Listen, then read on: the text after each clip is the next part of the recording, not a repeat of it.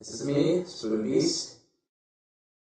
Well, I just finished watching the big Super Smash Bros. Direct we were all super hyped about at the end of last week, and I enjoyed a lot of what Mr. Sakurai got to explain to all of us. On another note, the character side of things was under my expectations level, but we'll get into that a little bit later. First, he came right out and announced the seasons in which both versions of the game are likely to come out this year. Practically, the 3DS game launches in the summer, while the Wii U game will launch in the winter. I never knew that they'd actually launch both versions of the game at separate times, considering that they're both going to have the same roster, but it's happening anyway. And of course, the platform console version isn't coming out until the fourth quarter of the year. I knew it all along that we wouldn't be seeing it until at least October, and it's coming out even later than that.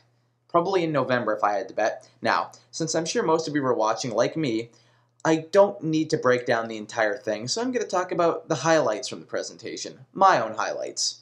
First, I enjoyed that he broke down the online play and how it was going to work. It was a big ponder I had for a long time on how they were going to pull it off and make it different from Brawl. Basically, there are going to be two modes you can choose from, for fun and for glory. And for fun, you can connect with your Miiverse friends and set up matches in any way you like with any stages, etc., and just have a good time. For glory, on the other hand, will connect you to Final Destination and allow you to battle competitively with no weapons, etc., against others who also want to have a legitimate matchup. Very different from what we had before, and I dig it. Just seeing the menus was a big step up for me compared to the old days of Wi-Fi Brawl. I cringe at the mere thought of ever having to go through those matches again. Also, what I enjoyed seeing was the confirmation of the much speculated adventure mode exclusive to the 3DS version of the game. It's called Smash Run, and basically up to 4 players can run through a marathon of adventure while duking it up in traditional Smash style. You battle enemies, fight through obstacles, explore stages, all that good stuff. In between these two big tidbits of information, Sakurai also informed all of us on the returning and or debuting Pokemon and assist trophies that'll help aid you in battle. A lot of familiar faces with quite a few new ones. The ones I found to be the most amusing were Midna being an assist trophy, as well as a guest appearance from an Atari paddleball game. Always good stuff. And then we got the characters portion of the video. First, we were highlighted to the returning veterans, in which both Zero Suit Samus and Sheik were confirmed to return as standalone roster members, which I think is a great call. As a result of this, there is no transformation after Samus' final smash, and Zelda and Sheik have their own unique down special moves. Also, finally, Yoshi was confirmed to return. We never doubted he would, but I'm more shocked that it took this long for him to be confirmed. And honestly, he was my favorite veteran confirmation of the evening, and I really would have preferred them to showcase Captain Falcon, Ness, and Jigglypuff over Sheik and Zero Suit Samus, so we could have the entire cast of the first game confirmed, but it is what it is.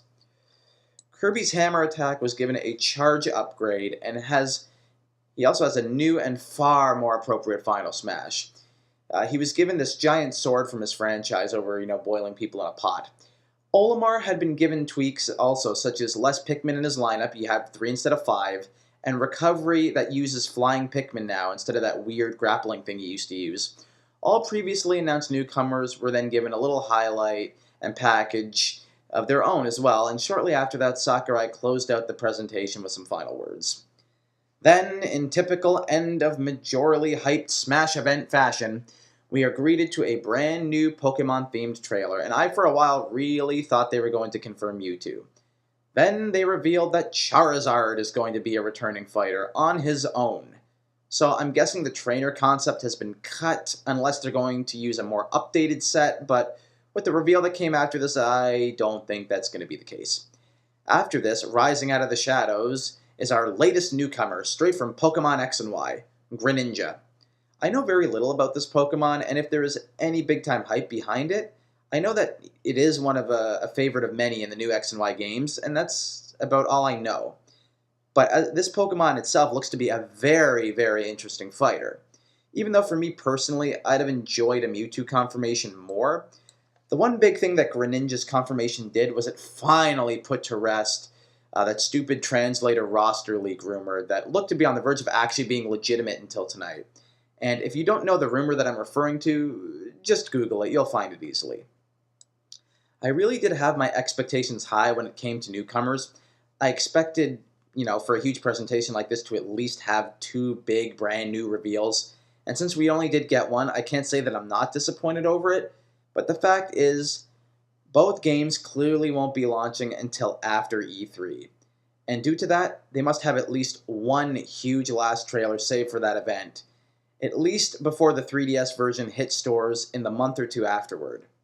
Here's to seeing what they have up their sleeves next. As always, guys, I'd be greatly appreciated if you were to follow me on the Facebooks, Twitters, and Instagrams of the world. These social media outlets are always a great way of staying connected to me in between all of my YouTube activity. Also, feel free to drop a comment on this video, on my channel, or even add me on Skype, and especially follow me on Twitter. Both of those, I can't speak about them enough on how they are great ways of talking with me. Ask Joseph Solano. Ask the subscribers who talk to me often enough on Skype as well. If you tweet me and if you Skype me, you will always be in connection with me, and we can talk everything about Smash Brothers, everything about Nintendo, anything you want to see from this channel. You're talking to me personally and on a really cool level. And just think, if you do that, one of your ideas you pitch to me could be used on this channel, and I can give you all full props because you helped me come up with it. Anyway, people, on that note, I am a frequent co-host of the I Got Gameplay podcast for Fanboys Anonymous. It airs live every Saturday night at 8 p.m. Eastern Time. Hope to see you all there, and I hope you have a good rest of your weeks, folks. Comment below, please, on how you enjoyed the Super Smash Bros. Direct tonight. I want to hear all of your opinions, and even to leave a brief little summary review thing at the bottom. I want to read all of your opinions. It's always greatly appreciated. Have a good one, folks. Again.